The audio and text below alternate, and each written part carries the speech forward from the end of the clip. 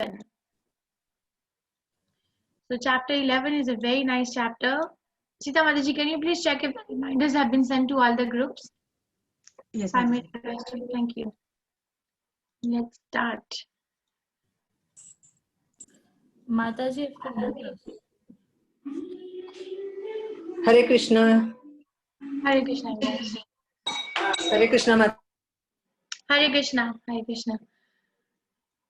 So it's a very nice chapter. Let's start with the prayer. Om Agyanat Timirandasya Gyananjan Shalakaya Chakshurunmilitam Yena Tasmai Shri Guruve Namaha. Shri Chaitanya Manobishtam Sthapitam Yena Bhutale Swayam Rupa Gadamahyam Dadati Swapadantikam. He Krishna Karna Sindhu Dinbandhu Jagatpate Gopesha Gopika Kantha Radha Kantha Namastute Tapta Kanchana Gaurangi Radhe Vrindavaneshwari Vishvanusute Devi Pranamami Hari Priye. Jai Shri Krishna Chaitanya Prabhu Nityananda Shri Advait Gadadhar Shivasadi Gaur Bhaktivinoda. Hare Krishna Krishna Krishna Hare Hare Hare Rama Rama Rama Hare Hare. So welcome to Understand Gita in 18 days, chapter 11 today, Vishwaroop Sandarshan Yoga, or the universal form. Let's pay our obeisances to Shri Shri Radha Govinda before we begin to start. Before we start to understand the universal form of Krishna. I just want to give everyone a heads up that the slides are a little busy, but I have really tried to modify a lot. But then there are so many prayers and so many things, it cannot be taken out. So I'm sorry if you find slides a little crowded. So chapter 10, we discussed this, Vibhuti Yoga, the opulences of Krishna. The Krishna is unknowable and source of all.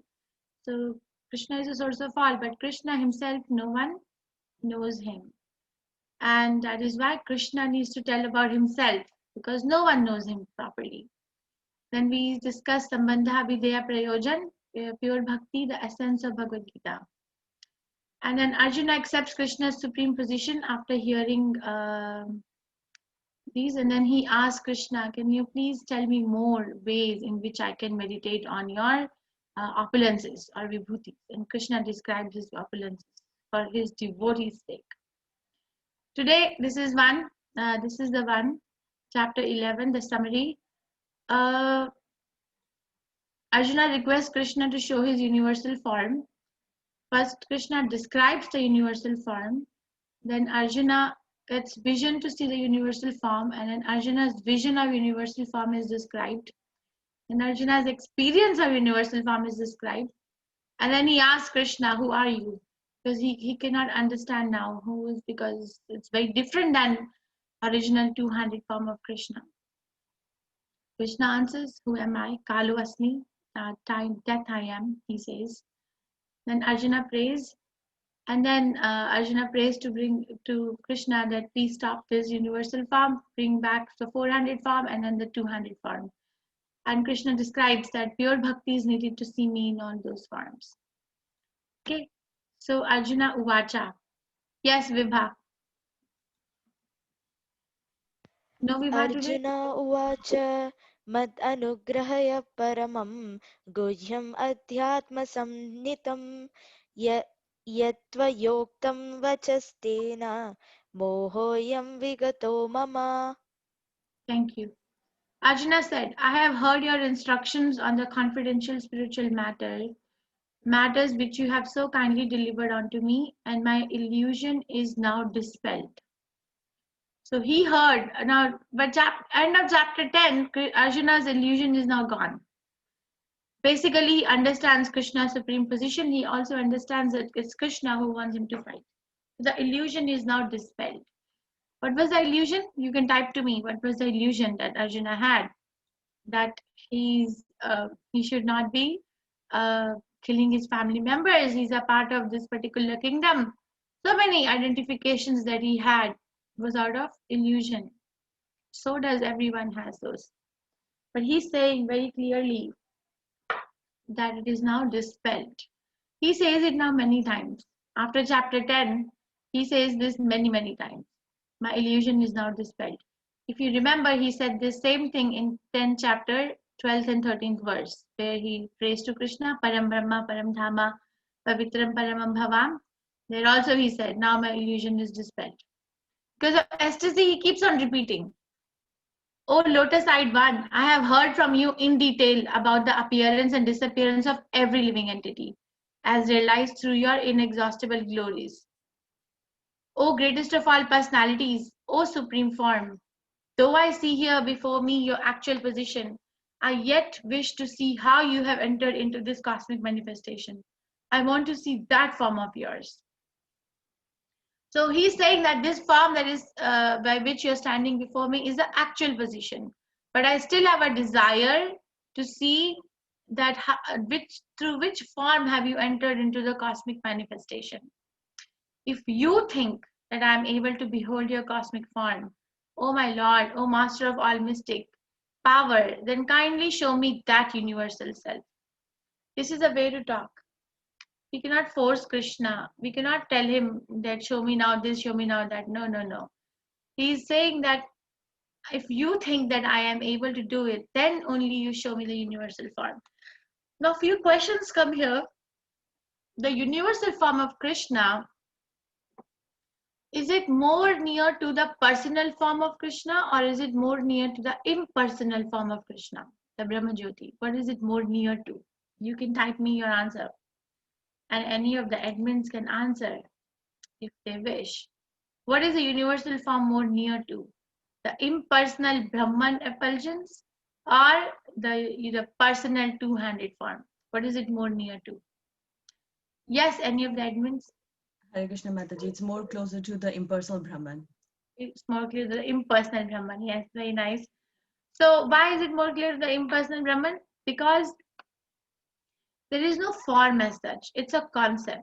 There's no form. There's no like person behind it. Its universal form is a concept.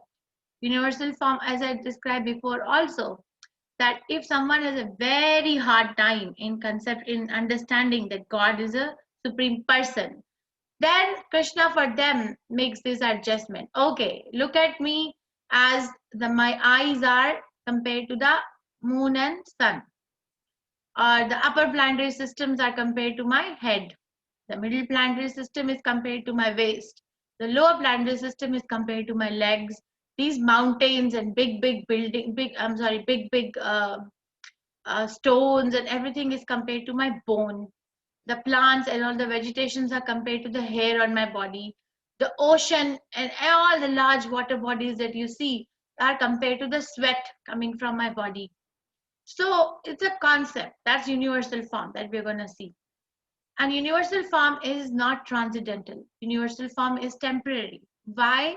Because the material manifestation is temporary. The material world is temporary.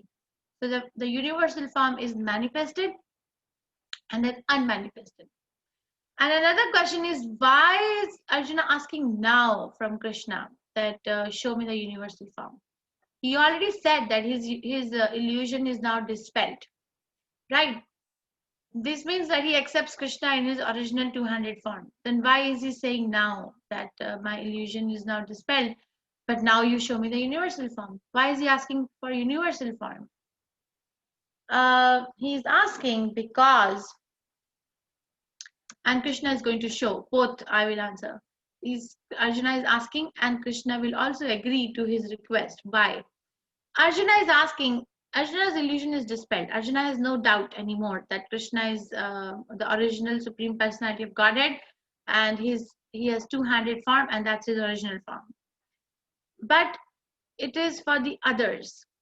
He wants to establish an equivocal supremacy of the Lord. Tomorrow, if somebody comes and says, I am God, then we can ask, okay, you're God, show your universal form. And when Krishna will show the universal form, they have to show exactly the way that it is going to be written here. So there's an equivocal supremacy of Krishna will be established. And also it's a criteria for future, in case any bluffers or cheaters come and say, I am God, then it's a criteria. You're God, okay, this are the things which were done by God. Now do these and show, right? You have to have a criteria. And Krishna also agrees to show. Why Krishna agrees to show? Because Krishna is Bhaktavatsala. Krishna wants to fulfill the desire of Arjuna. And also, Krishna wanted to encourage Arjuna to fight. Arjuna will see that everything and that everyone that are assembled in the battlefield are not going back home. So he wants to encourage Arjuna to fight. Okay.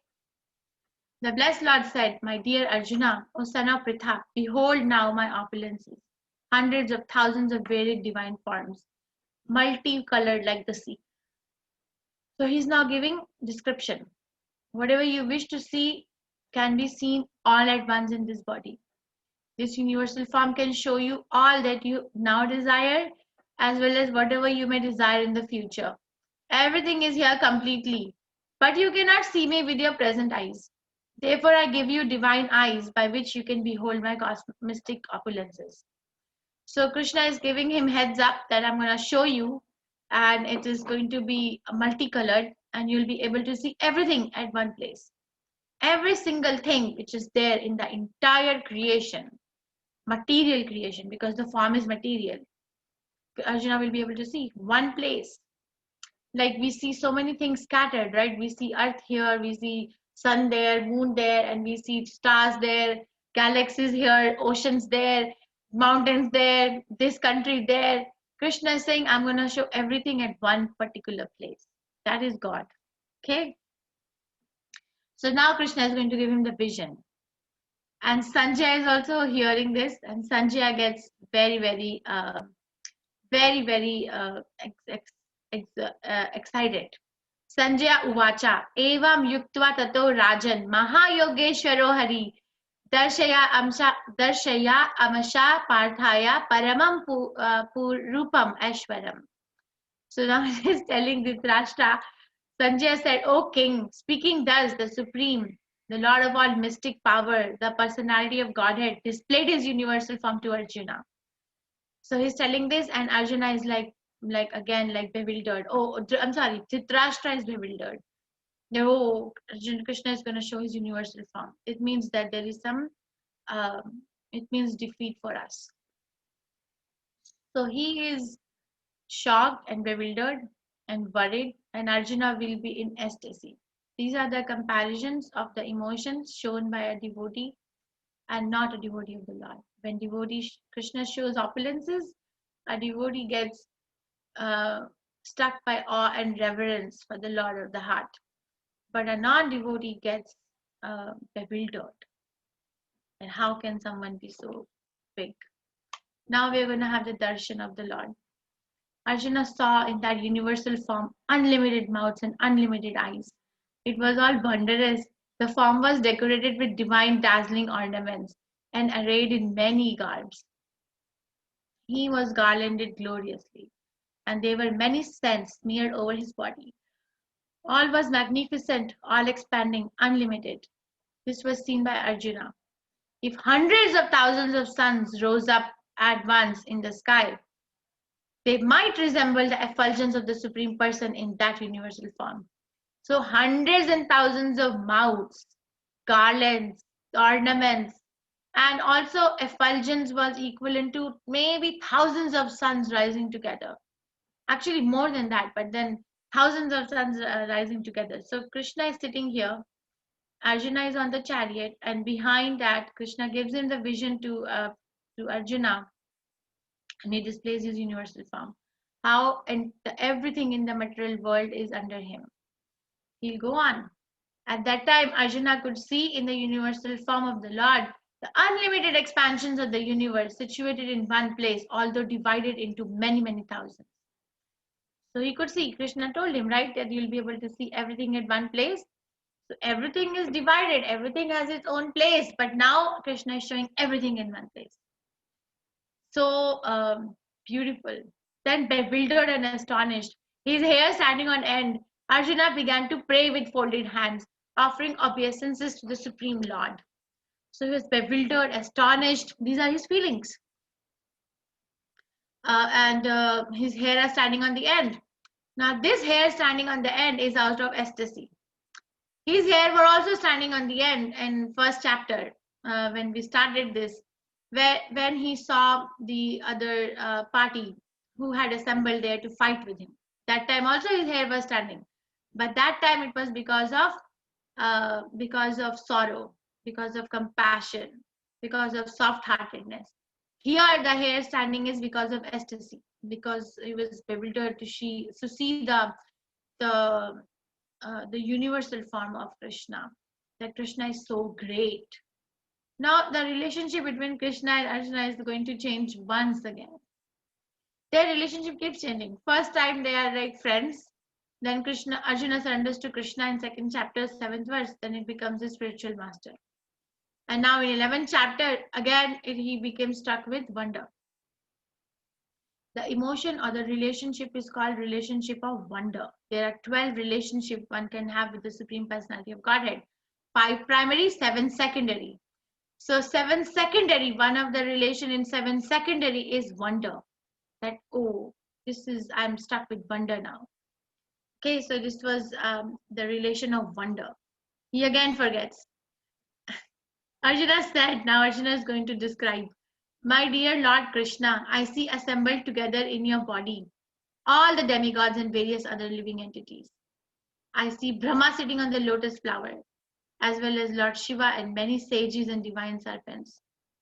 O Lord of the universe, I see in your universal body many forms, bellies, mouths, eyes, expanded without limit. There is no end, there is no beginning, and there is no middle to all this. Your form adorned with various crowns, clubs, and discs is difficult to see because of its glaring effulgence, which is fiery and immeasurable like the sun.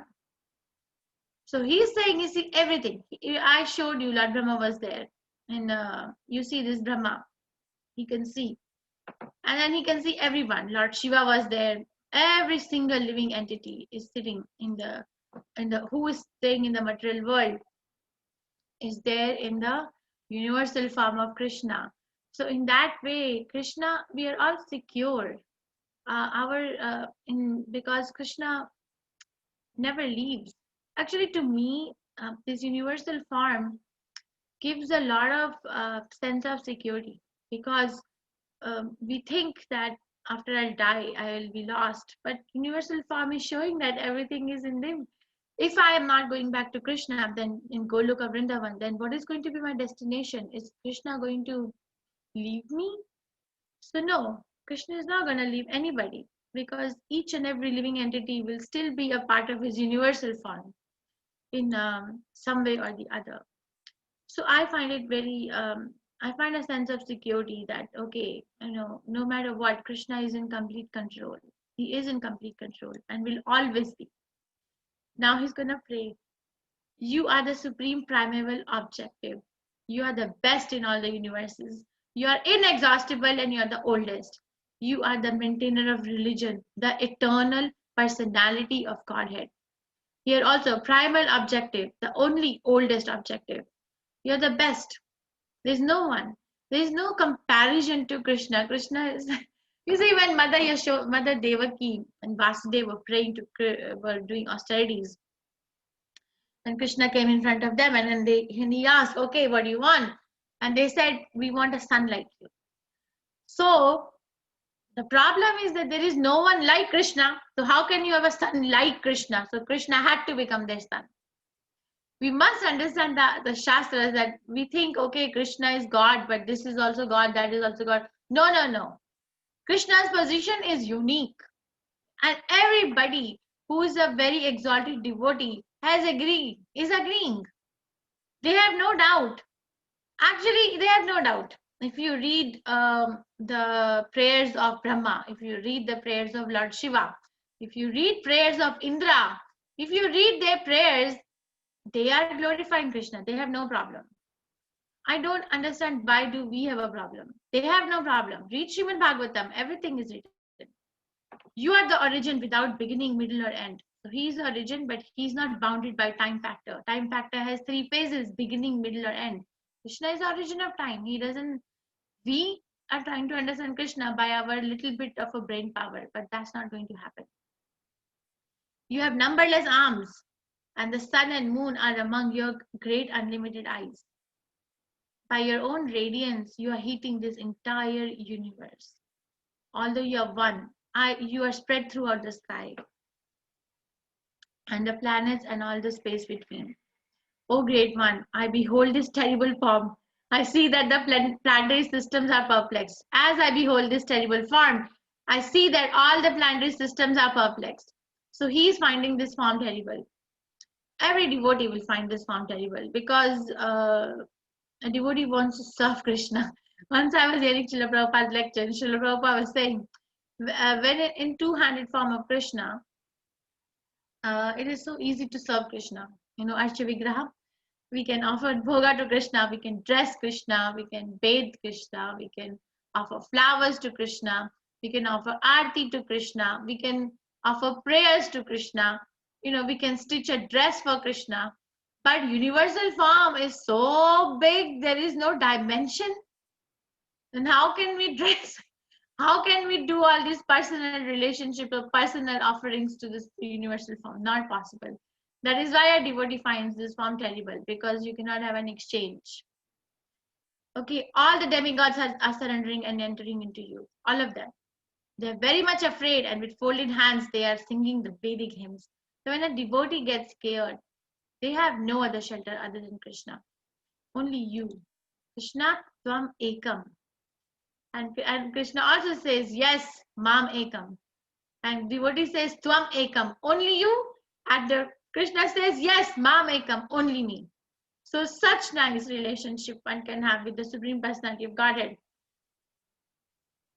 Almighty, I am one. All the planets with their demigods are disturbed at seeing your faces, eyes, arms, bellies, and legs, and your terrible teeth. And as they are disturbed, so am I. O all-pervading Vishnu, I can no longer maintain my equilibrium. Seeing your radiant colors fill the skies and beholding your eyes and mouth, I am afraid.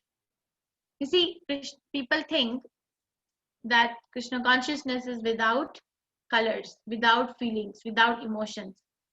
But they need to read Bhagavad Gita. Okay, Arjuna is very vocal about his feelings and emotions. Very, very vocal. Throughout Bhagavad Gita, is, oh, wait a minute, I'm having a doubt now. Oh, I am having this, I am feeling very, very weak now. Oh, I'm feeling very scared now. Oh, I am very disturbed now. Oh, I am afraid now. He keeps on naming his feelings.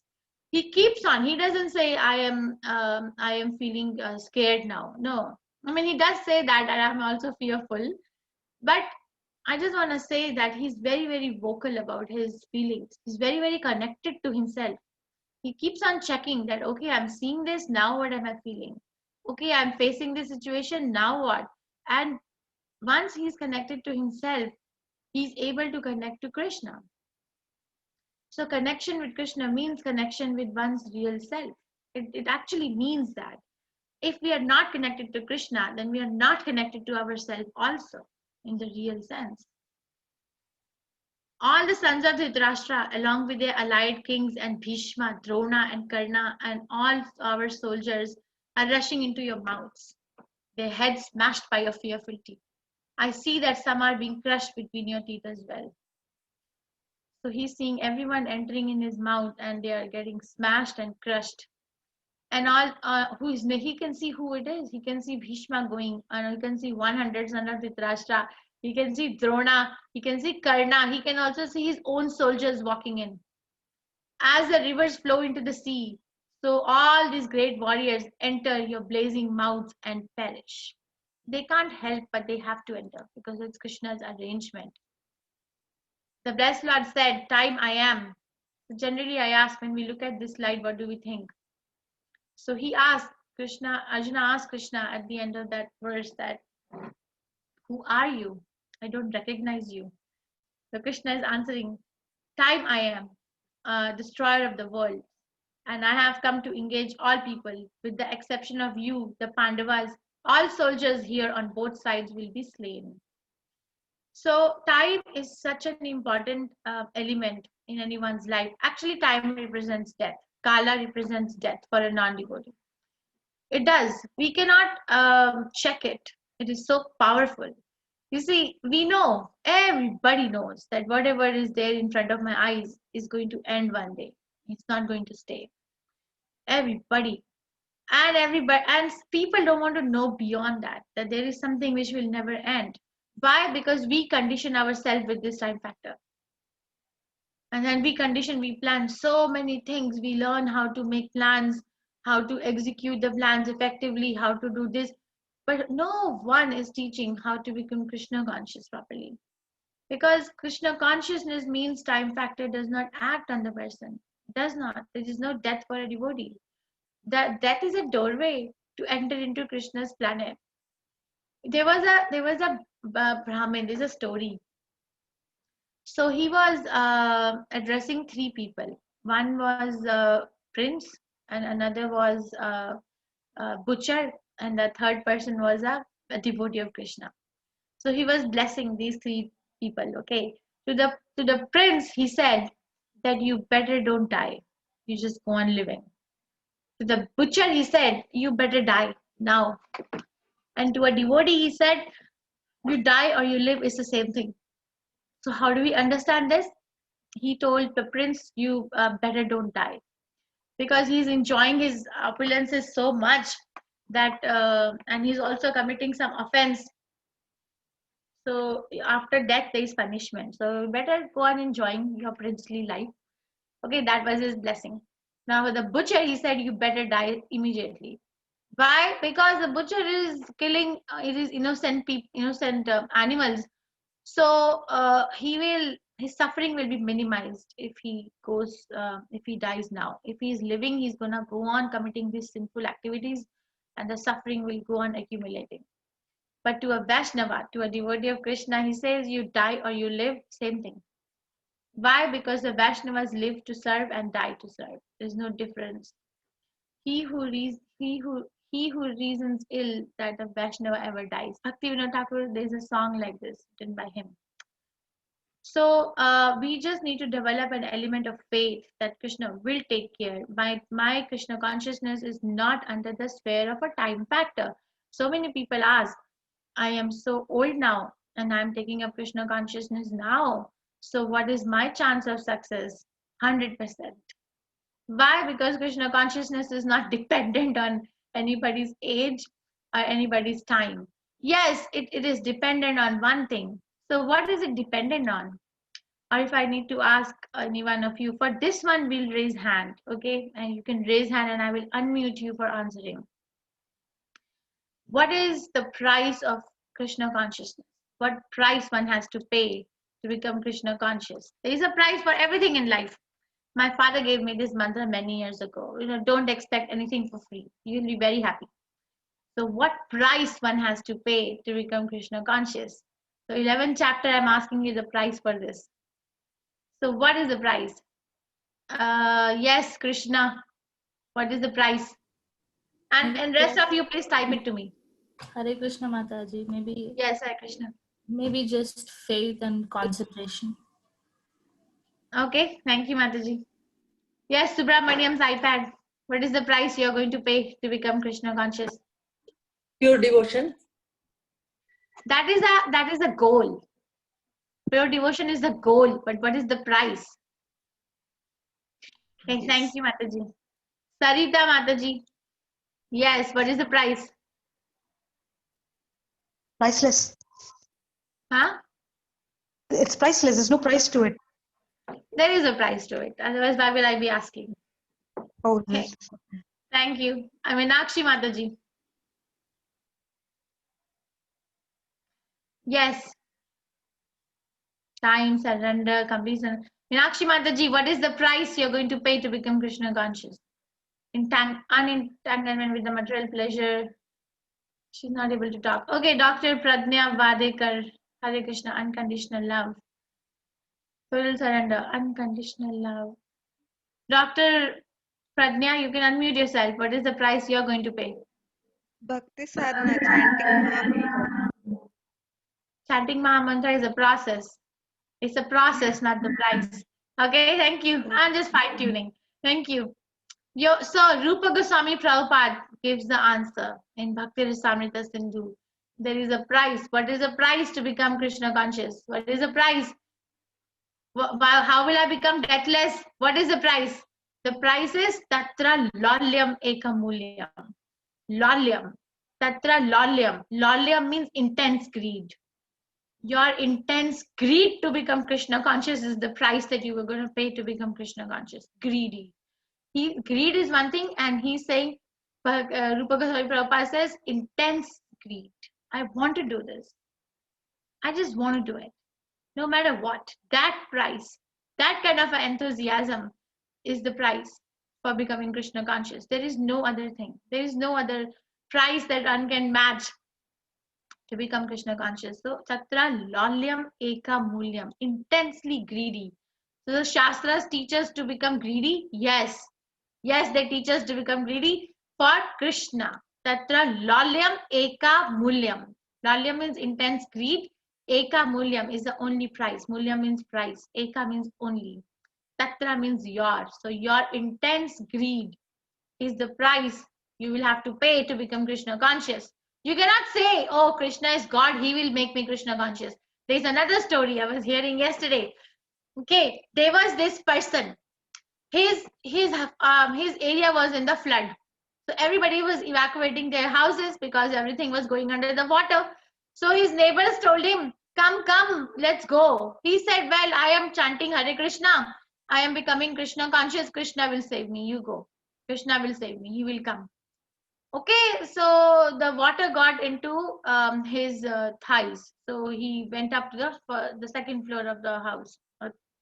And then another devotee, another neighbor came and said that, like, let's go. So he said, no, I'm Krishna conscious and Krishna will save me. Okay, now the water was so much that he had to go on the roof of the house. And then people came in the boat now and asked him, come, let's go. The house is getting submerged in the water. And he kept saying, no, I will become Krishna conscious. Krishna will come and save me. Then, and the roof was getting merged, like filled of water. And then a helicopter came. And the helicopter first said, the people from helicopter threw him a ladder down and said, take it, come up, let's go. And he said that, no, you go. I'm sitting here. Krishna will come and save me. I will be Krishna conscious. Then what happened? He died. Then he went to Krishna. He was thinking of Krishna. He went to Krishna. He said, Krishna, I was thinking you're going to come and save me. Why you didn't come? Krishna said, I sent so many reminders.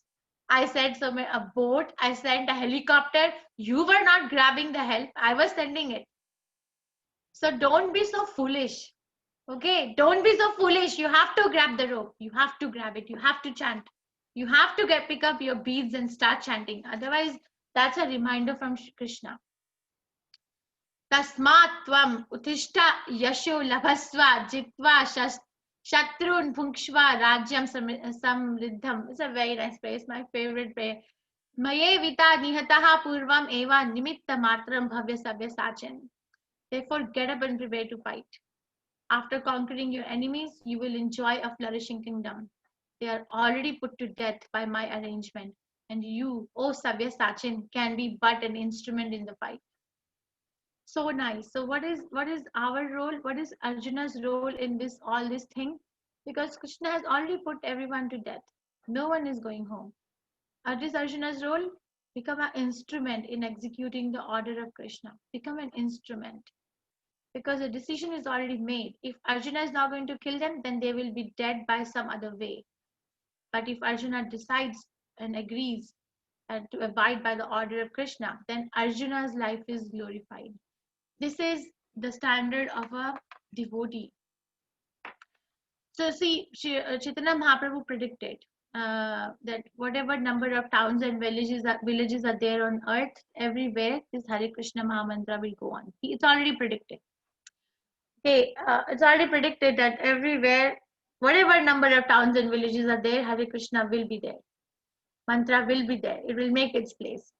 So then what does it mean that what is my role? Because it's already predicted. If I'm not going to do it, somebody else will do it because Mahaprabhu's order will be executed. But what is my role? I should not be thinking this movement is going on because I am there. No, no, no. I am getting benefited because the movement is there. It's the other way around. What is my role? Execute the order of Chaitanya Mahaprabhu. Do it. Why? Because I would rather be an instrument in the hands of Mahaprabhu rather than being an instrument in the hand of death and time factor. I would rather make my life glorious and my death glorious by executing the order of Chaitanya Mahaprabhu, of Srila Prabhupada, than just succumbing myself to another death. So many deaths I've already died by another one. What's so glorious about it? What's so glorious? Somebody was asking the other day, I was thinking that if someone has riches, why not enjoy? Well, what is there for you to enjoy anyway? It's all Krishna's. If I cannot put Krishna in that riches, then what is their enjoyment? That enjoyment, I'll give an example, is that of a person who is sitting inside the room, and I tell that person, you enjoy your life. Okay, and I'm going to provide you with everything you want. You enjoy your life. But the minute you're going to come out of that door, I'm going to shoot you. That is that kind of enjoyment, putting oneself to death. This is enjoyment. Execute the order of Chaitanya Mahaprabhu and make your life glorious. So he's saying it, Nimitta Matram Bhavya Savya Sachin. Just become an instrument in this fight.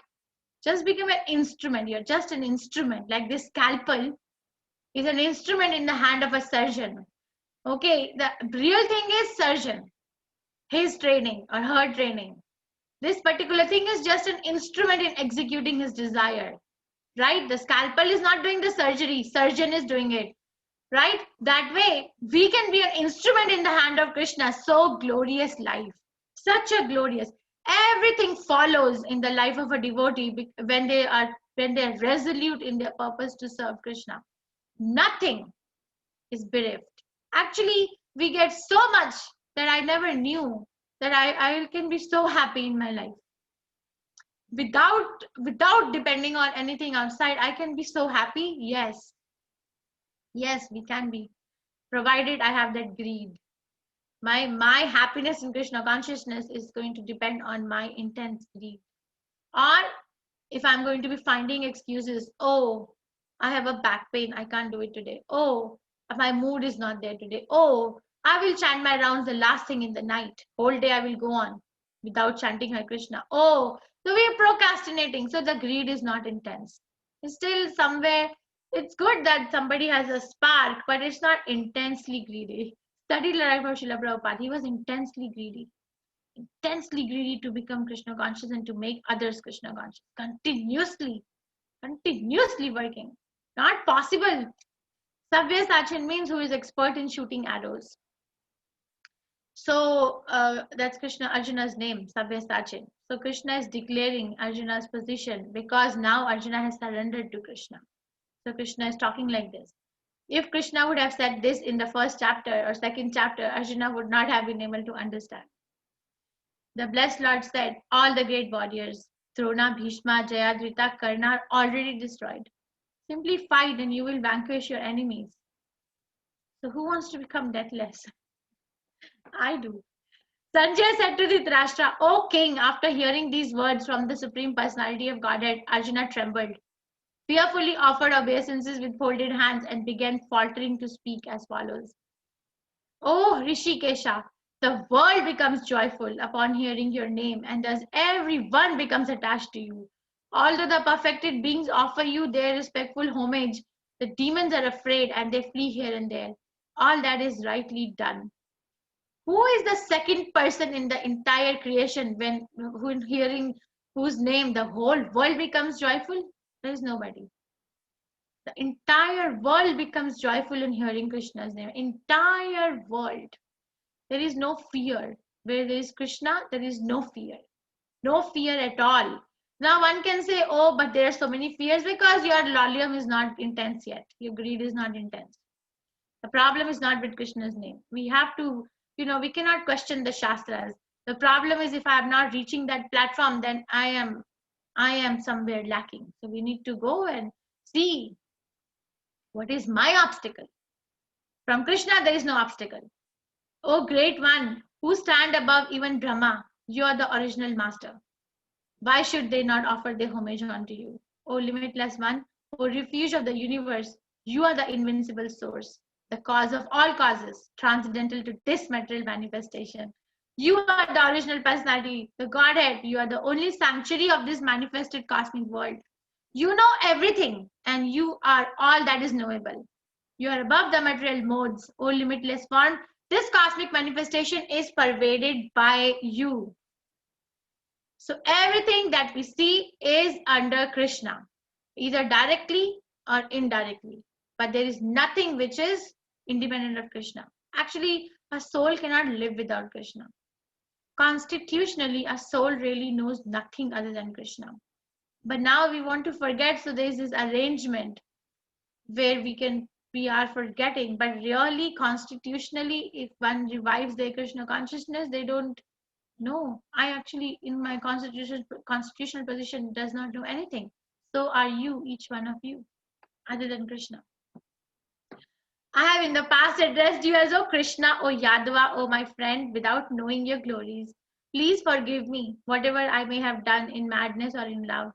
I have dishonored you many times, while relaxing or while lying on the same bed or eating together, sometimes alone and sometimes in front of many friends.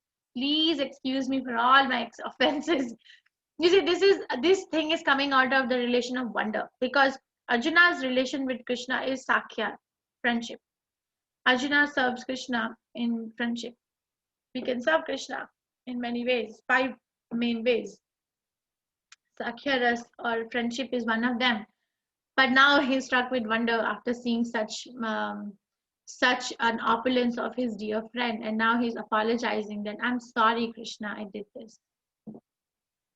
After seeing this universal form, which I have never seen before, I am gladdened. But at the same time, my mind is disturbed with fear. Therefore, please bestow your grace upon me and reveal again your form as a personality of Godhead, O Lord of Lords, O abode of the universe. So he's happy that Krishna honored his request, but now he's saying, I'm very disturbed.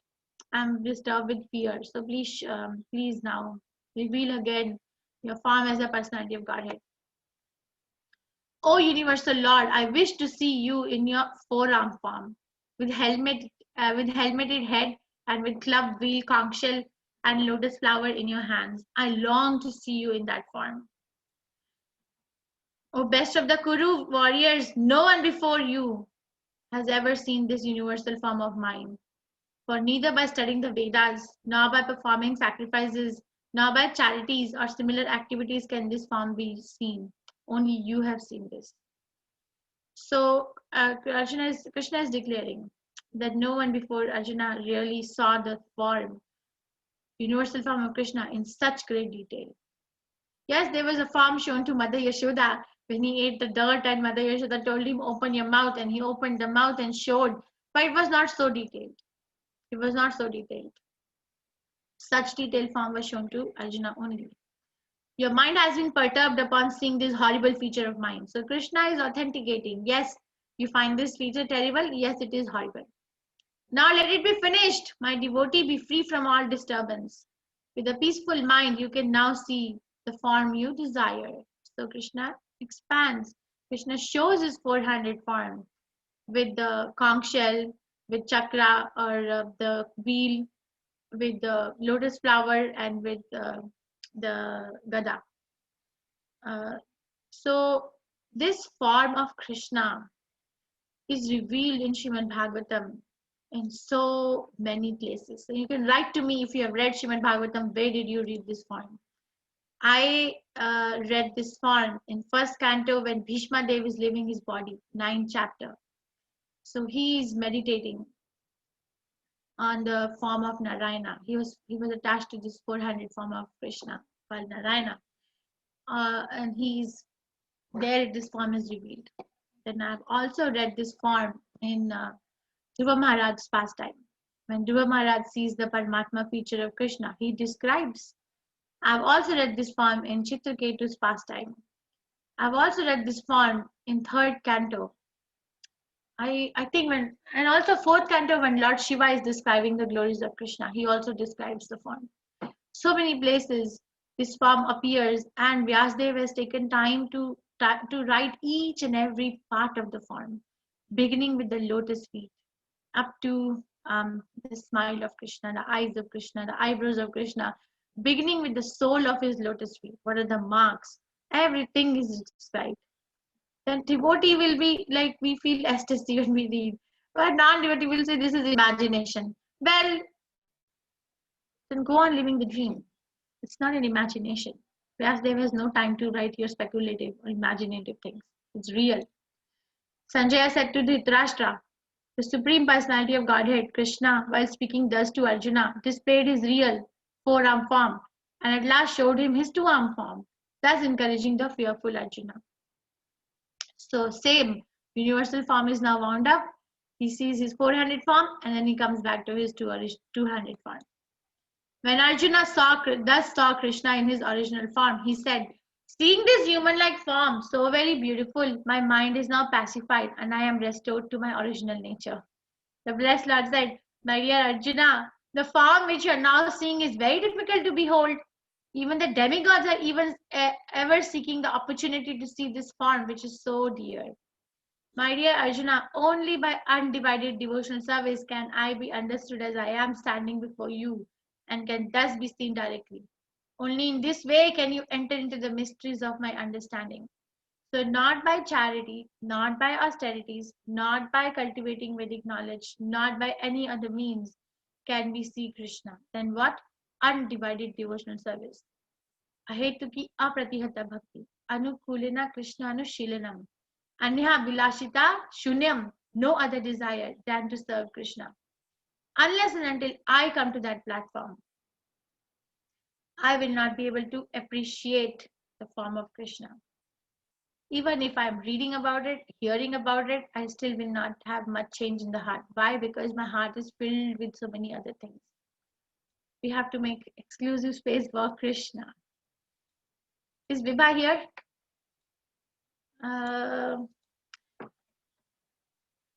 Okay.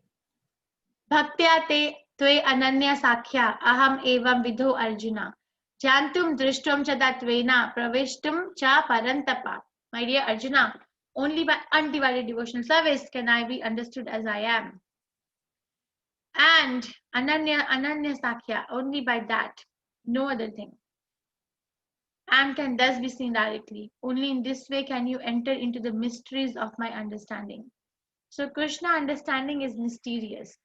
It is only revealed when we sit with the devotees and discuss. Okay, it is not revealed by one scholarly knowledge. Oh, I am a scholar in Sanskrit. I can understand Krishna. No. Oh, I am so educated in this particular field. I know how to read English properly. I can understand Krishna. No. Oh, I'm so austere. I can understand Krishna. No. Then what? Then what? Devotional service. Service. Mat karma krin mat paramo mat bhakta sangha varjita nirve raha sarvabhuteshu yasa mam eti pandava. My dear Arjuna, one who is engaged in my pure devotional service, free from the contamination of previous activities and from mental speculation, who is friendly to every living entity, certainly comes to me. Practically every chapter now Krishna is giving the guarantee that if I develop these unalloyed devotional service and I become free from the contaminations, first of all, I develop devotional service, Krishna will free me from my sinful reaction. Like that, then I'm not under the clutches of my sinful reactions anymore. Why? Because Krishna is giving the guarantee. I gave example of Jagai and Madai. Jagai and Madai were so sinful, but when Chaitanya Mahaprabhu accepted them, then they were considered saintly. They were not considered saintly, they were not considered sinful anymore. So Krishna can take care. We just have to put ourselves in Krishna's lotus feet. Somehow or other, do it before the next death. Arjuna requests Krishna to show his universal form in verse 1 to 4. Drishtam ichhami te rupam, and I discussed why. Why is Arjuna requesting now? Because Arjuna already said that my illusion is now dispelled. So Krishna describes his universal form from verse 5 to 8. Bahuni adrishta purvani. Then Arjuna's vision of the universal form from verse 9 to 14. Aneka adbhuta darshanam. Arjuna's experience of universal form from verse 15 to 31. Tritrim na vindhami samam cha Vishnu. Krishna's reply to Arjuna's question, who are you? From verse 32 to 34. Kalo asmi lokakshaya krit pravardho. Then Arjuna prays. From verse 35 to 46. Sa agadam bhita bhitaha pranamaya. Pure bhakti is need to see Krishna. From verse 47 to 55. Bhaktya te ananya sakhya. Okay, I have a question for you. Let's see, I have 2 questions today. So you're ready to poll? I could only write 2 options in this. Okay, why did Arjuna want to see the universal form according to verse 3? Arjuna was still not convinced of Krishna's supremacy as the Supreme Personality of Godhead. Arjuna wanted to convince others in the future who may think that Krishna is an ordinary person and to set criteria for the Supreme Lord. What is the answer?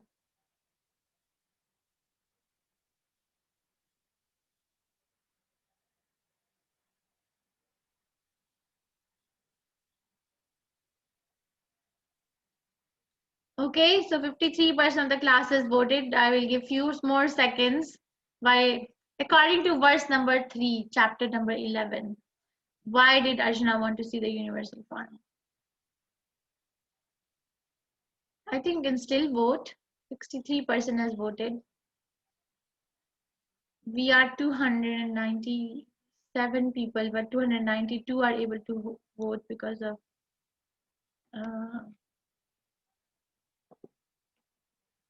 okay, so I'm going to share the results.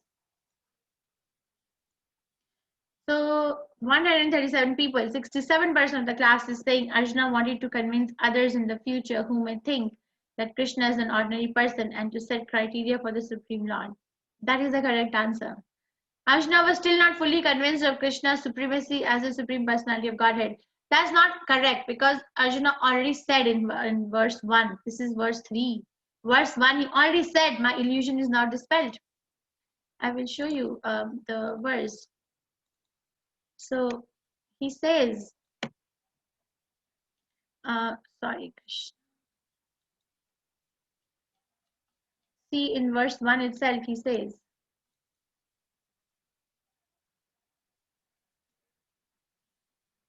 can you see that? My illusion is not dispelled. Okay. Okay, one more. So I want to know this for my own sake. How many of you have started chanting after attending this course, chanting the Hare Krishna Mahamantra? Yes, I am chanting daily at least 1 round of Mahamantra after attending. Okay, this question is after attending. Yes, I am chanting but not counting. I am thinking about it seriously, but I have some questions. I have not yet started chanting. I was chanting the Mahamantra before coming to this course. I am an initiated devotee in ISKCON. Yes, please tell me.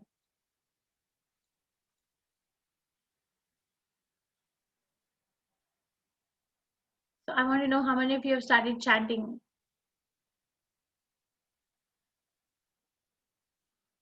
Okay, 68% has voted. 69.71.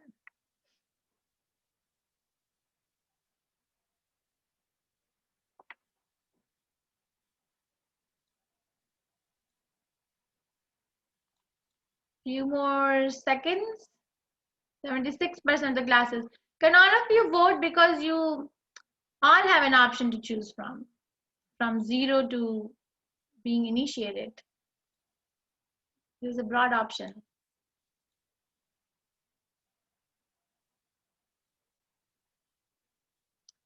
Okay, so I'm going to end the polling. Okay, so these are the results. Yes, I'm chanting daily at least 1 round of Mahamantra. That's 22% of 51 people in the class. Thank you. Yes, I'm chanting but not counting. 83% people or 36%, which is the majority, not counting. Thank you for chanting the Hare Krishna Mahamantra. I will be curious to find out why are you not counting. Is it because you don't have japa beads or what's the barrier? If you can please email me and I'll be happy to interact. I'm thinking about it seriously, but I have some questions. Yes, so please ask your questions. If you can't ask in the class, then email. I'm up to date with my answers so far with everyone. No, I have not started chanting yet. 52 people, 23%. Okay, thank you for coming to the course, but in case we can be of any help to you, do let us know. I was chanting the Maha Mantra before coming to this course, 33%, 33 people, 14%. Okay, thank you very much. I am an initiated devotee in ISKCON. 6 people are initiated in this class. 3%. Thank you so much for coming. Please accept my humble obeisances.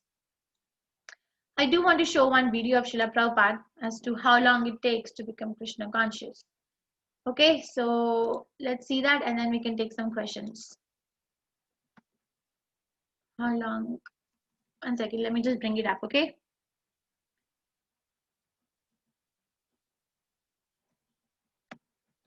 Srila Prabhupada.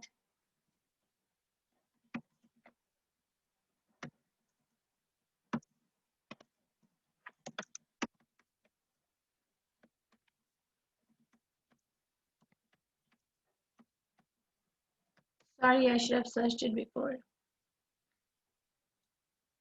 Okay. Let's watch.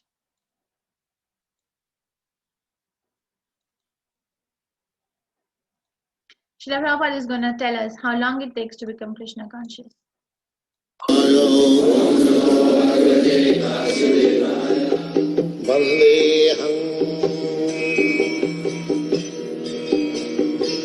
Shri Guru Shri Gita Padakamalam. Yes. Have you this person who says they're suffering when they say that they're not afraid to die? Someone who is not afraid to die and says that he's not suffering. He's a madman. That's all. Who is caring for madman's work?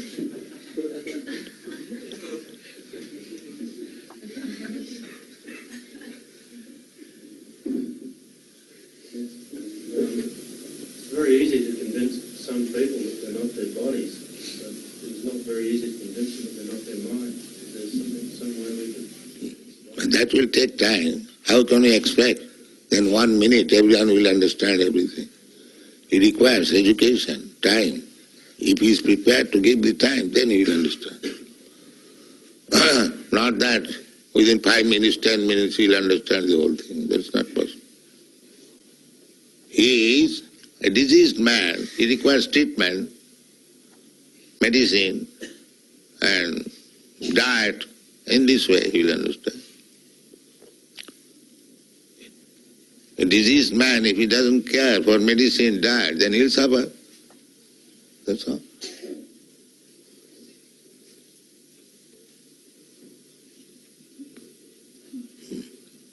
Yes? Anyone? No? Through the lifetime after lifetime performing impulse activities, or does it mean that we have to be here lifetime after lifetime performing pious activities to develop our central reactions? We have been here for many lifetimes performing sinful activities.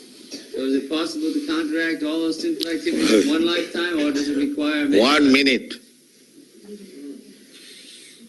That is Krishna consciousness movement. 1 minute. You are not reading Bhagavad Gita? What Krishna says? Sarva dharman parityajya mamekang saranang braja ongta sarva papebha mokshayami. You surrender unto me, give up your all business.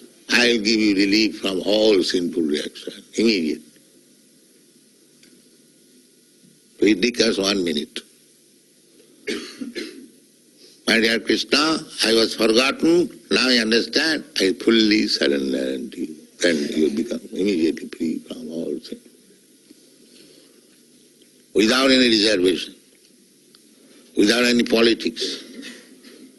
If you fully surrender, Krishna is assuring, Aham tva sarva papi, mokhaisami, masucho. He reassures. Don't worry whether I will be able to give you relief from all reaction. Masucho. It is guaranteed. You do this. So, how much time it requires to surrender to Krishna? Immediately you can do that.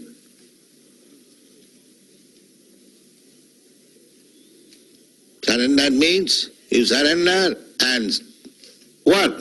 As Krishna says. That is surrender. What Krishna says to do. Manmana bhavavad bhakta madhyajimang namaskuru. 4 things. You always think of me and you become my devotee, you worship me and offer your respect, full obeisances, and you do these 4 things. That is full surrender. Mami vaishyasi, asangsa. Then you come to me without any doubt. Everything is there. Krishna has given everything fully. If you accept it, then life is very simple. There is no difficulty. Okay, if you accept it, then life is very simple and there is no difficulty. Okay, we can take up some questions. Sita Mataji and Rupa Mataji. I'm going to make 2 rooms and you can, 10 minutes, I'm going to bring everyone back. Okay, please make sure you both are in different rooms. Okay, everyone can join, and then whoever is staying back in the main room, if you have a question, you can raise your hand. I do want to call upon 2 devotees if they are here today. Priya Darshini Mataji, are you here today? Please raise your hand. Priya Darshini Madi Mataji. And there's one more devotee I was thinking. Mataji, you can unmute yourself. Priyadarshini Mataji. Yes, Mataji. Hare Krishna Mataji. Mataji, can you email me because I was trying to look for you in all the groups and I could not find you. 11, Mataji. Mataji, there's so many people. Can you please email me? Yes, Mataji. Please email me so I can connect with you. Yes, Mataji. Indeed, I'll do it, Mataji. Thank you very much. Hare Krishna. Thank you. Sanjay Gupta Prabhu. Yes, Prabhuji, you have a question? Thank you, Priya Mataji, for the wonderful sessions. Thank you. Just one question. Why would not somebody be afraid of death? Why would there is well, I gave example, Prabhupada's example that if a cat is holding a rat and for that jaw of the cat, it's a death, right? It is a death for that cat, for the rat in the mouth of a cat. Right or wrong? Yes, that's correct. But for a child of the cat, the same jaw is a security, place of safety. Right?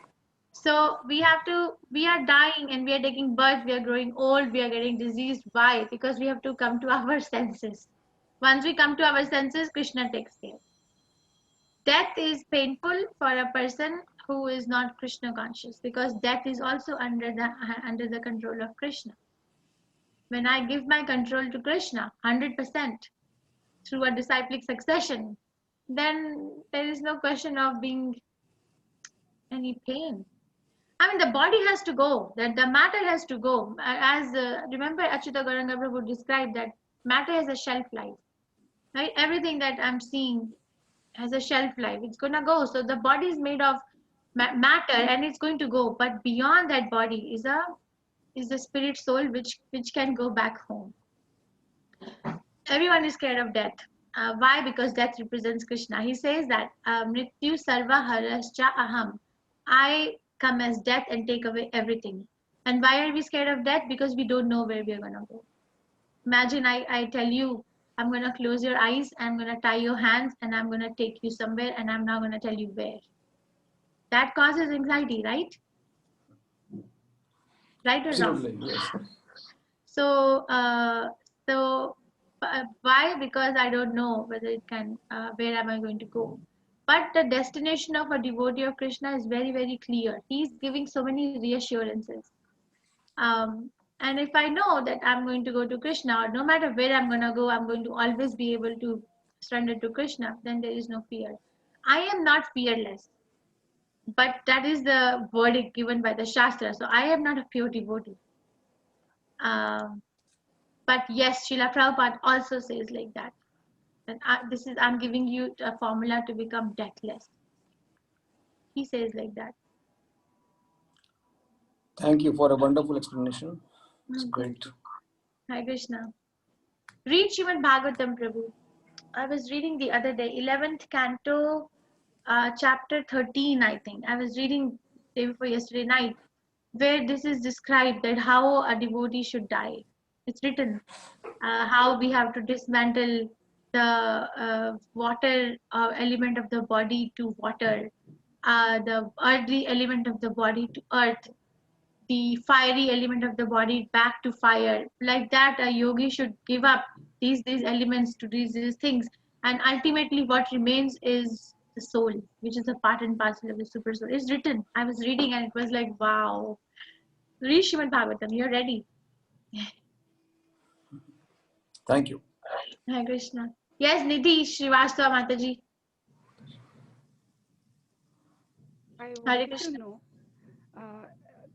Sanjaya and Dhritarashtra, are they also pure devotee that they get to see the universe form of Bhagwan?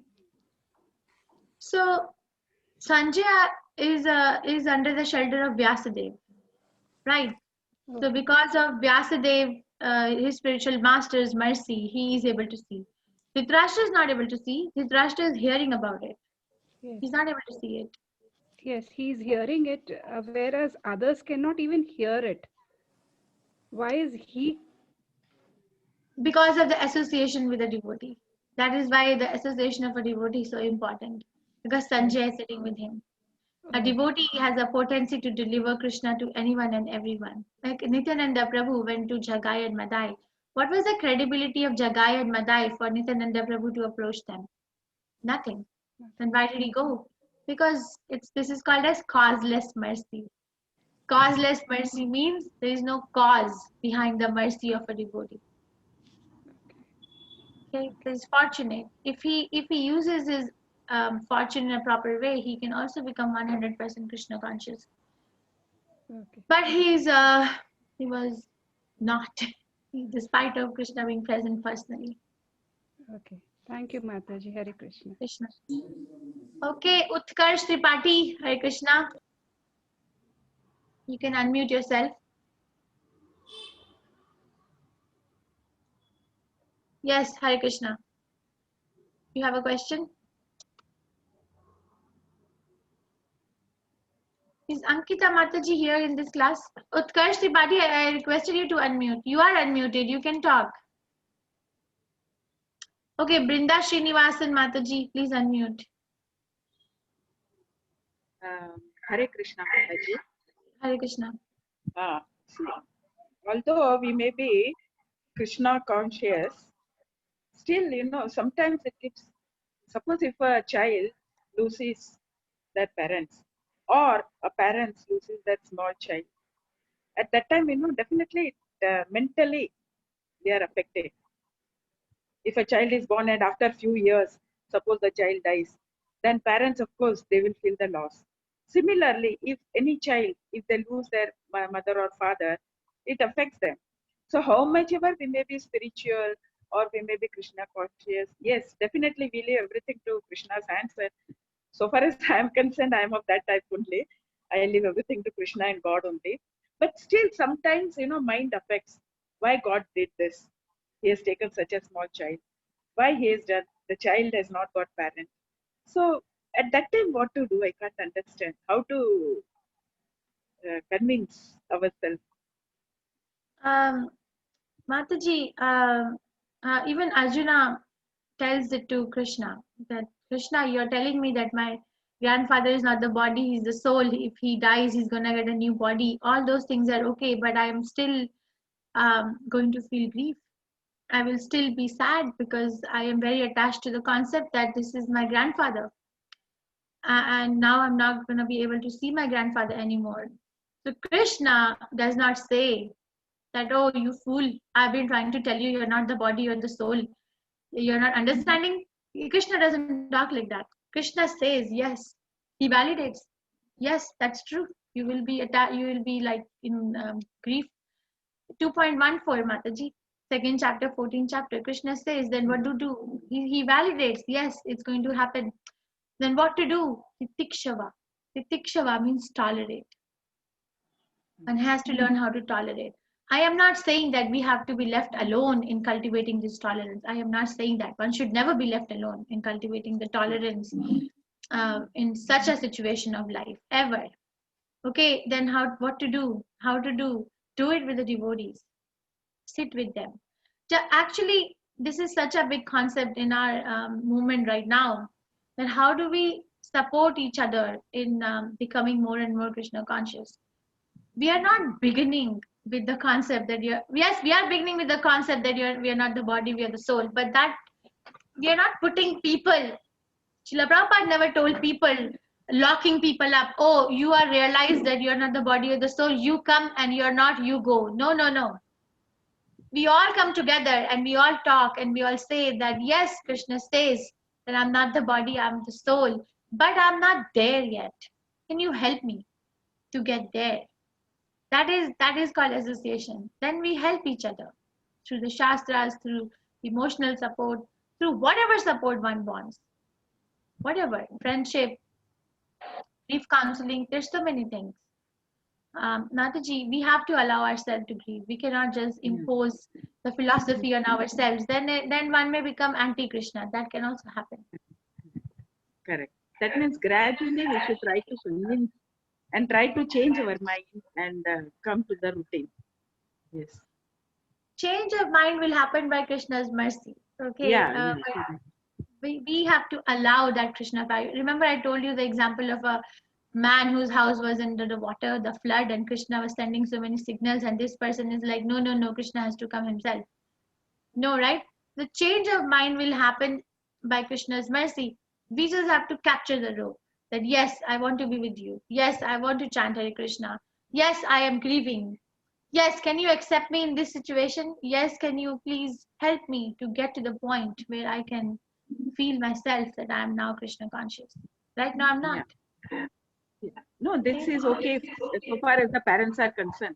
But if a child is, say, newborn or say 1 or 2 years old, then if it loses the parents, very difficult. If the child doesn't have support or if the child face difficulties in life, at that time we feel, why so much of suffering to a newborn child?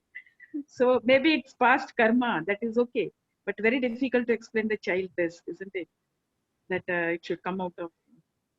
Right. Mataji, this karma, no, this pushes people away. This karma, it actually pushes me away.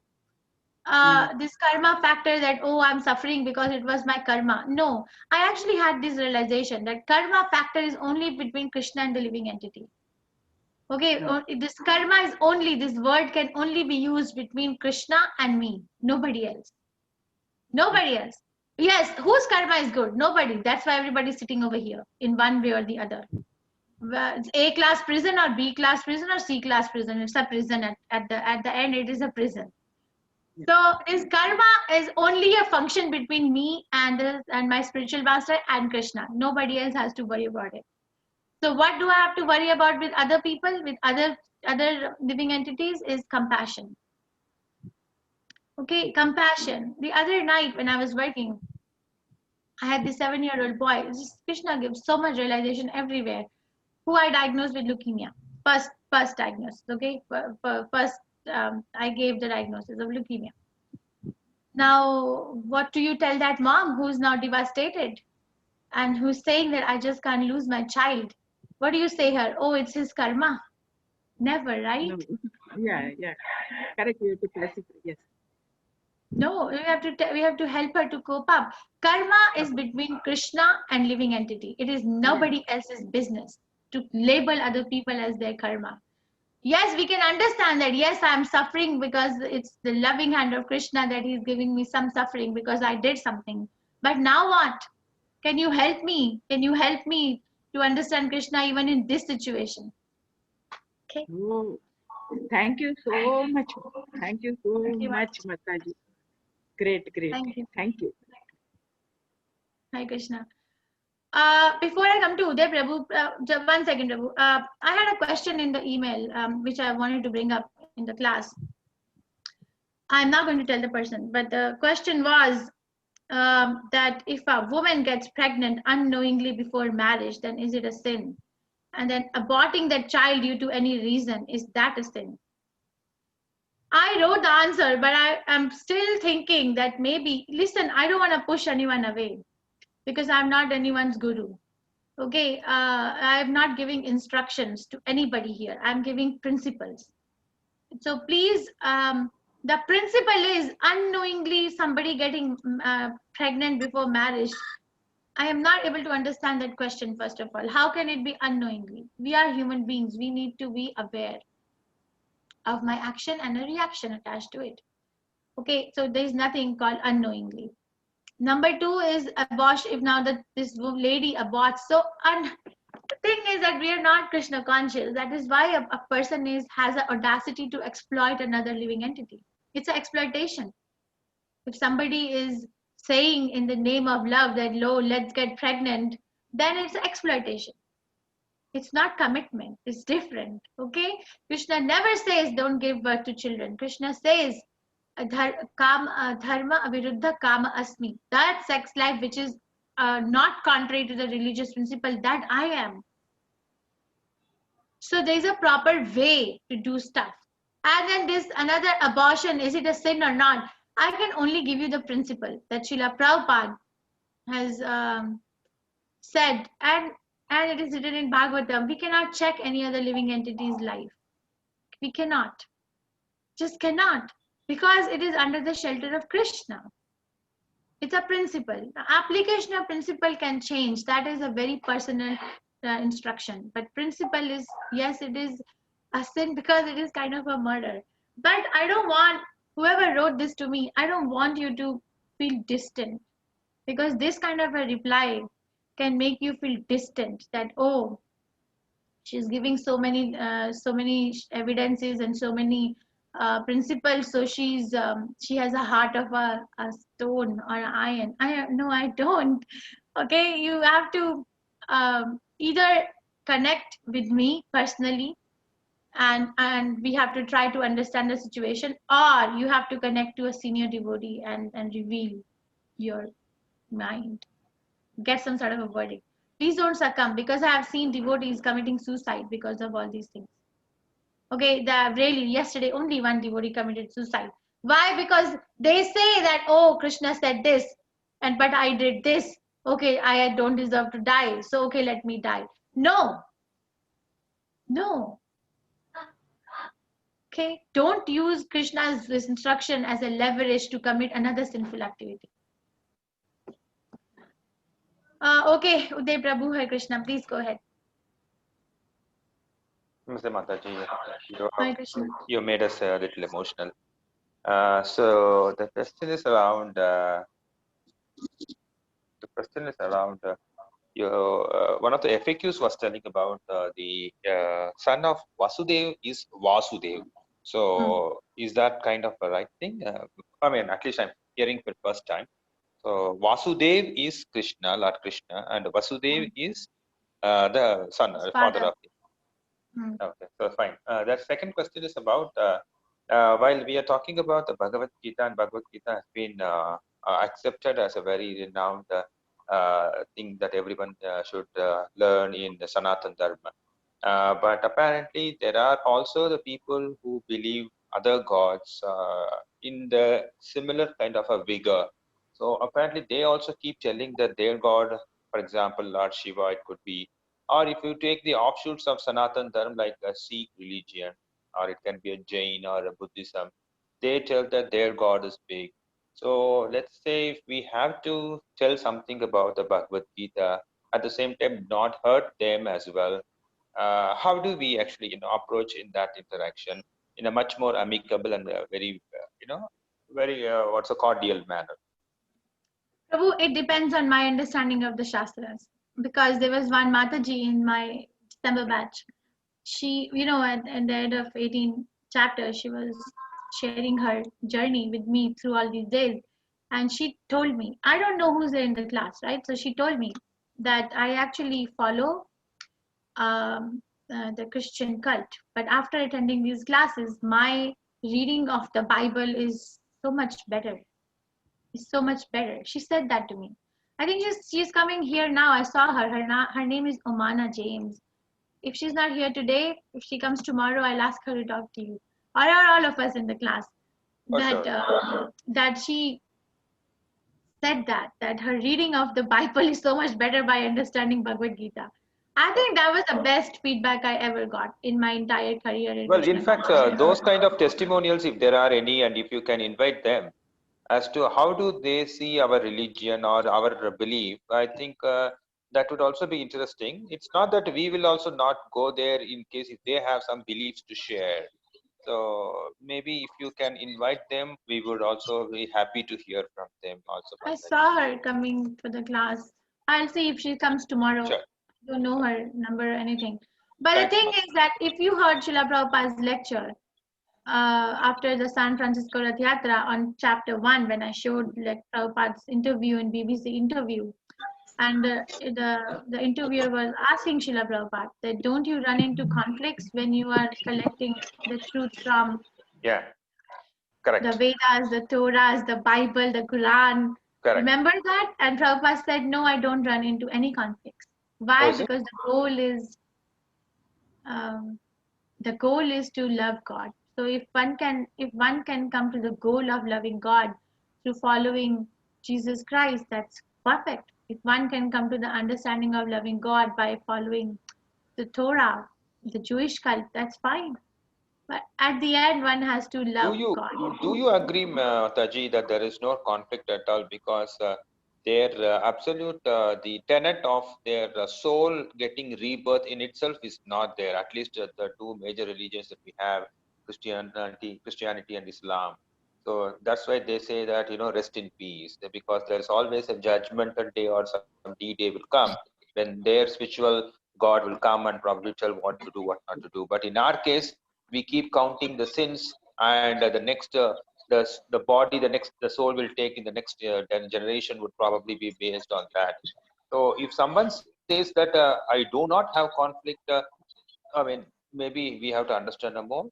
At least I have to understand more. So you are talking about the detail. I am talking about the principle. Okay, then I'm not going in the detail because no one is following the details. Okay, we say, okay, it is very, very rare to find a real Christian. Why? Because Jesus Christ said 7th Amendment, 10th Amendment, thou shalt not kill. But the Western countries are the countries which are maintaining most up-to-date scientific slaughterhouses. So there is no one really following the detail properly. That is why we see all these colors and covers.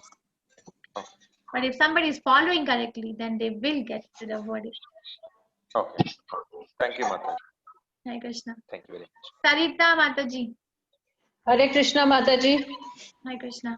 Krishna, Dandavat Pranam. I just want to ask one question, that if a person is not praying, not Krishna conscious, and he says that his deeds are good and he believes that only the deeds is the ultimate, and then he's been doing all good deeds without any sins, then also Krishna will come and help him in the time of need? Krishna is already helping, right? Without Krishna's help, he's not seeing Krishna's help. Krishna is already helping. So a devotee can see Krishna minute to minute. Why? Because their eyes are decorated with the ointment of love. That Premanjana Charita Bhakti Vilochanena. But this particular person you're describing sounds like a pious person.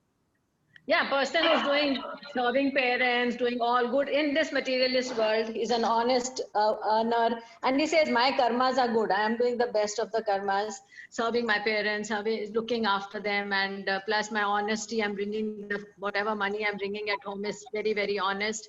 And in such cases, if he doesn't pray to Krishna, will it be a very different from a person who's devotee and who's praying to Krishna, and one the person who doesn't pray to him? Means his So you karma answered your own question.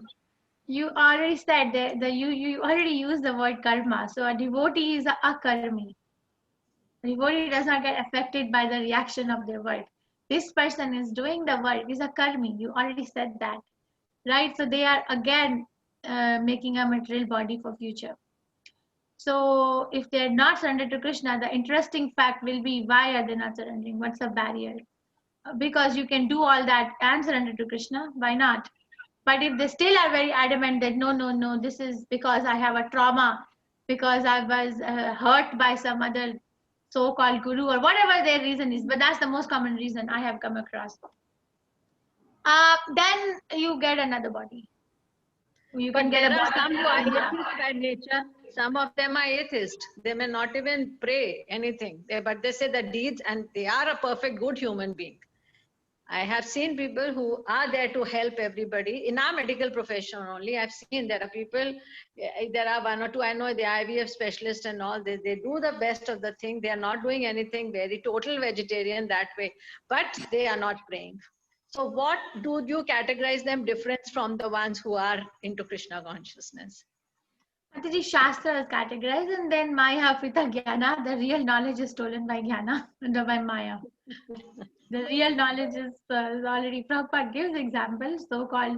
Mataji, it's out of, if somebody has to choose to become a pious or impious, it is always better to be pious.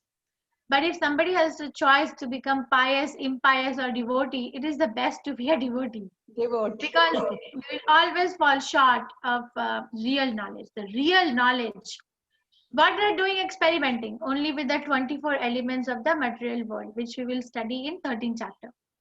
There are 24 elements, and then you mix. But if you tell them, okay, can you make these secretions, these ovum or the sperm in the lab? Can you generate and not depend on someone else, a living body? Because that body cannot do this. A living, can you not depend on a living body to give you the ingredients for your experiment? Can you do that? That they will always go gol answer like a jalebi. You will not get a straight answer because they don't have. Why? Because Maya Frita Jnana, because the real knowledge is already stolen. Okay, so we can respect them for whatever they're doing, but it's not in my personal goal book. No. Yeah, that's correct, but there are so many who keep arguing, no? So that's why you always feel, okay. And actually they do good deeds. It's not that any junior they'll help, whatever, the teaching part also. And everywhere they are like you can't find faults in the materialistic world. But they say we don't want to believe anybody. That's okay. But, well, Prabhupada's example is there. I can give you. After World War II, they were in Germany. They were this communist. Okay, and the people were innocent and they were hungry. So they told the communist people, told the people, the commoners, the common mass of people, do one thing: go to your church and say, "Oh God, give us our daily bread." Okay, and then come to us and say, "Oh communist, give us our daily bread," and see who will give you bread. So the common people, they went to the church and they said, "Oh God, give us our daily bread," but there was no bread. And then they came to the communist who had a truck full of bread and they said, "Oh communist, give us our daily bread." So the communist said, "Yeah, take it. There is truck full of bread." So this is how they said, okay, there is no God, only communist. We are God. There is no other God. This is Srila Prabhupada's example. But Prabhupada said this communist is such a big, Prabhupada uses the word rascal. I cannot use it. He's Acharya. But he said this communist is such a big rascal.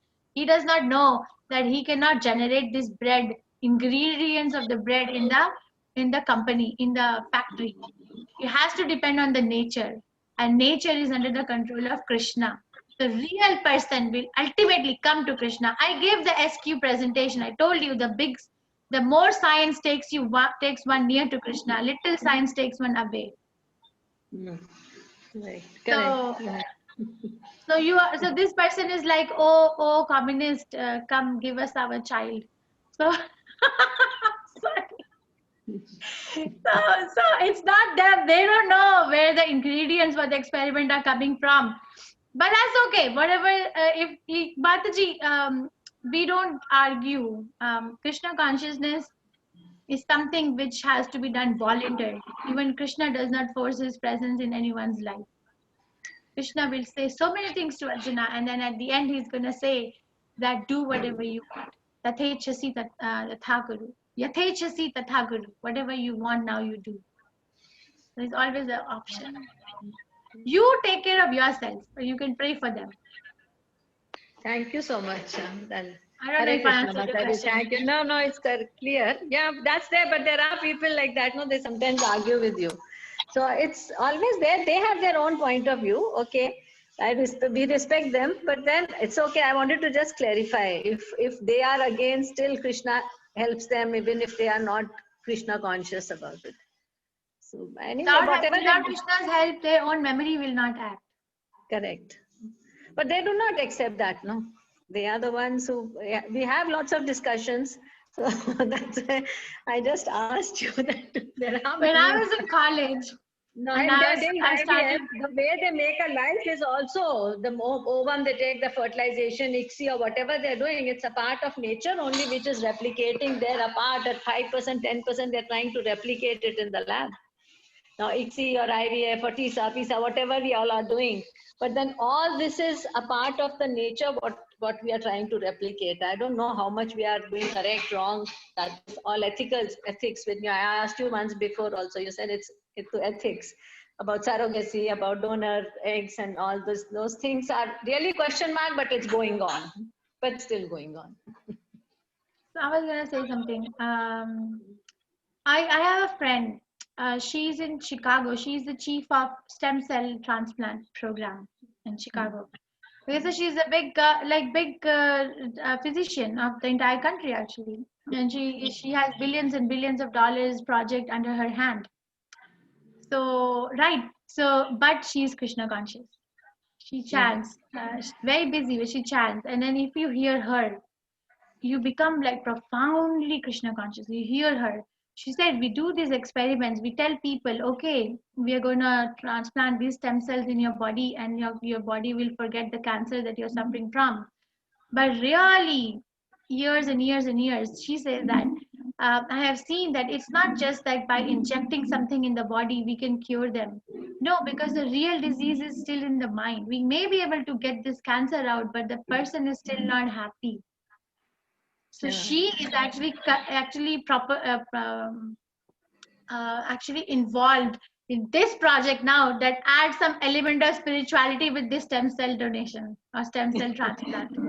Billions of dollars is real. These people are real. So because she understands the Shastras and she's able to apply it. Yeah, that's the best combination. Yeah, so your life is best. Dandan Pranam. Hare Krishna Mataji. Hare Krishna. Okay, admins, any question left unanswered from your class? Sita Mataji, Rupa Mataji. Yes, Mataji, there was one question about Sabyasachi. She wanted to know if Sabyasachi meant that he could shoot arrows with both hands. Was that what it meant? That is also one meaning, and also one who can use both the arms perfectly. That is also that. Yeah, that is the meaning given by Srila Prabhupada in that verse. Sabyasachi means who can shoot arrows perfectly. If you read the verse and meaning, yes. Yeah, ambidextrous. That's what she wanted. And one more question was: did Bhima's son see Vishwarupa Darshan? Bhima's son. Ma'am. Somebody asked that. Did Bhima's son also watch Vishwarupa Darshan? In this chapter, it says Arjuna was the first, and then Sanjaya. And also in this chapter, I think towards the end, I was reading last night, Prabhupada mentions that the demigods from other planets were also able to see the Vishwarup in the battlefield. I don't know about Bhima's son. I don't know. How does it matter, if I may ask? Anyway, I don't know the answer. I know who Prabhupada writes who I was able to see. Any other question, Mataji? Rupa Mataji? That's it, Mataji. We answered all the other questions. Okay, thank you. Sita Mataji, any question? No, Mataji. Okay, Sita Mataji, if you have to go because you have a class in another hour, I'll finish in some time. Okay. Yes, Sangeeta Mataji, then Shilpaja Mataji. Hare Krishna Mataji. Hare Krishna. This is regarding a question that a previous devotee asked, like three people before me. Somebody asked before me about when death happens, like how are you like able to convince or like that this happened to a small kid, they lost somebody or something like that. This is quite related to that question. So I was first introduced to Krishna consciousness like two or 3 years ago. And the first time I visited ISKCON in this country that I live, I wouldn't want to say the name because we are recording. So the first time I went to ISKCON, like it was a kid's birthday, and we had like, I think some Prabhus coming over to visit, and they were blessing the kid. So usually as a first time person, when I went to Krishna, like when I went to the temple, I was excited. It's someone's I know birthday. where you're going. There's a May cake. you never there's take birth everything. again. Yeah, and I was shocked. I was shocked. But then later I came back. I did. Of course, you do go read Bhagavad Gita. You're like, why was that kind of a blessing made or something like that? But how do you think it's now as a Krishna devotee and as an ISKCON or like a Krishna conscious person, I do know its meaning and how what it actually means and what the Prabhu actually blessed. But how do you think how hard it is to like convince people around us, because people were quite baffled there, like when he said that, and so was I. And even if I go around telling people like, about moksha and talk about this that we just discussed, they just look at me like I am mad. Mataji, my preaching to you will be directly dependent on my own confidence in my practice. Okay, people, there's one Mataji in ISKCON, her name is Rambhuru Mataji. She's a very senior Prabhupada disciple. She was teaching once and telling us that when people come to hear us, to hear a preacher, they're really hearing maybe 5 or 10% of the stuff that the preacher is saying. They're not really hearing everything. Then what makes them come back? What makes them come back to you? What makes them come back is that their own experience of the class. How did they feel when they were sitting in that class is what makes them come back.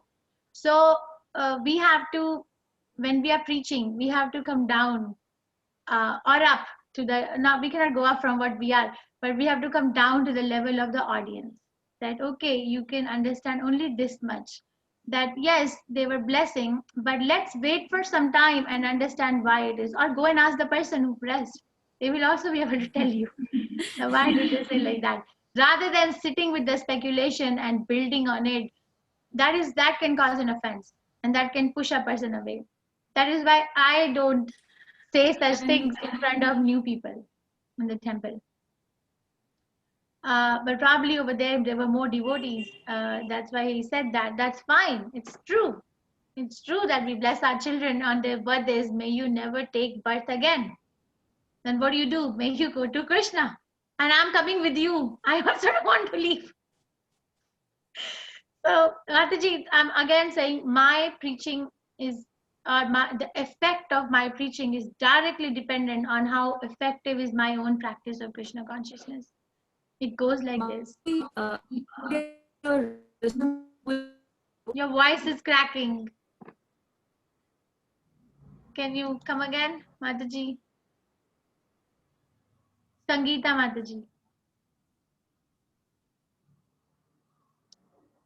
Oh, I think she hung up. Okay, when she gets back. Shilpaja Mataji, go ahead. Yeah, Hare Krishna Mataji, Dandavat Pranam. Dandavat Pranam. I just want to ask about Bhishma Deva. I want to hear. What is your question? Yeah, I was the children who come to me, we sit and just say stories. Then I told them about Bhishma Deva also. He was lied on bed, and Krishna was in front of him. With seeing him only, he took his last breath. Then one of the girl asked, even I have that question, that Bhishma took his last breath seeing Krishna, then why was he given such a punishment like Well, do you on to read arrows? Srimad Bhagavatam because it's written over there. Mataji, I'm going to show you this Srimad His Bhagavatam last, first canto. You see first canto, you're looking at my screen? yeah. Okay, now go to 9th chapter. Passing away of Bhishma Dev in the presence of Krishna. This one, okay? Now go to verse number 29. From verse number 29 to verse number 49, everything is explained how Bhishma took his death. We are taking Bhishma's death as we are. You see, this is what is called conditioned vision, that I look at you from my own vision. I don't really look at you. Neither do I hear you. I look at you or hear you as I am, not how you are. We have to understand Bhishma Dev's potency of Bhishma Dev's passing away from Bhishma Dev's perspective. So Bhishma Dev's perspective is this. This is his. Thereupon that man who spoke on different subjects with thousands of meanings and who fought on thousands of battlefields and protected thousands of men stopped speaking, and being completely freed from all bondage, withdrew his mind from everything else and fixed his wide open eyes upon the original personality of Godhead Sri Krishna, who stood before him four-handed, dressed in yellow garment that glittered and shined. So there is this, read this. Mataji, please read this. By pure meditation. By pure meditation, looking at Lord Krishna, he at once was freed from all material inauspiciousness and was relieved of all bodily pains caused by the arrow wounds. Thus all the external activities of his senses at once stopped, and he prayed transcendently to the controller of all living beings while quitting his material body. He was relieved of all bodily pains caused by the arrow wounds. So we have to understand Bhishma from Bhishma. Okay. That day you told Mataji you are going to, you have made something about Bhishma Dev. So I put this question. Makar Sankranti is the time when he chose to leave his body. I don't know what I'm sorry if I'm forgetting. Okay, Mataji, you can read first canto 9th chapter. Everything is there. Okay. Bhishma Dev's instruction to Yudhishthira Maharaj. Yeah. Thank you. Brinda Srinivasan Mataji. Krishna. Yes, I Brinda just wanted to convey. Yeah, I just wanted to convey you, Mataji. Your answers are very pleasing, convincing. I feel so happy. After attending this 11 classes, I have started seeing things. Believe it or not, literally I'm getting tears in my eyes. I think, look, I see the things very positive. Everything is good. A very lively example. My granddaughter is in Germany. I was there for 9 months. I came now. She was not going to babysitting. She was crying. Believe it or not, I pray God. I prayed Krishna. Now she is good. She has got adjusted. Just now my son died and he said that, Mummy, everything is great. She's fine there. She's enjoying there. I'm so much thankful to you. And I'm very, very happy, Mata. Thank you. Thank you. Thank you, Mataji, for coming. And I'm happy that your family is happy. And I'm sorry that you're missing them until you meet again. Oh, I was telling my boss yesterday, I need vacation in the summer. I need to go to my parents. I'm missing them a lot. So I know what you're going through. I miss my parents too. Okay. Thank you, Mataji. Okay. Hare Krishna. Thank you for your appreciation and attendance. Archana Mataji. Hare Krishna. Hare Krishna Mataji. Yes, Mataji. Yeah, today we learned about how Arjun accepted and was very vocal about his acceptance of God being the supreme head. So I just wanted to know whether Arjun also went to Vaikuntha. Arjuna walked to Goloka Vrindavan. Walked. Pandavas walked back. So he They reached didn't even leave the body. Yes, they didn't even leave the body. They walked back. Okay. So is there any reference where I can read this verse? In Yeah, it is in Srimad Bhagavatam. I remember reading in Bhagavatam, somewhere in first canto. Parikshit Maharaj, appearances of the Parikshit Maharaj. Read, Mataji, it's been some time I read first canto, but read this chapter. Pandavas retired timely. This one. I think it's in this chapter, but if you don't find it, then come back to me and I will also try to read. Okay. Okay. Thank you so much. First canto, Hare chapter Krishna. 15. Yeah. Thank you. Thank you. Hare Hare Krishna, Krishna. Mataji. Mamata Mataji. Oh, Sanjay Gupta Prabhu. Prabhu, your hand is raised from before or this is a new raise? It's new race. Okay, go ahead. Seema Mataji, we can stop recording. Hare Krishna. Okay. Thank I you. think a wonderful question. Mataji, there is so much to learn, so much to hear from you. But you know, how much is enough? I mean, the more we learn, the more we want to learn. So we just get, you know, sort of vicious circle. We feel we should learn more and more and more. So there's no end to it. Yes, that's why it's called Anandam Buddhi Vardhanam. Ocean, when it gets filled with river, it never overflows. There's never floods. That's the happiness one gets when Krishna consciousness. Every lecture is a new learning, a new fantastic learning. We thought if we had missed the lecture, we would miss a lot of things. That's what I meant to say. Thank you, Thank you Mataji. for the appreciation, but that's Krishna's potency. Material stuff is boring after some time. Thank you, That's Mataji. Krishna. Thank you. Hare Krishna. Sangeeta Mataji, I'll come back to you. Let me just do Shanti Janardhanan Mataji. Shanti Janardhanan Mataji, please go ahead. Hare Krishna, Mataji. Hare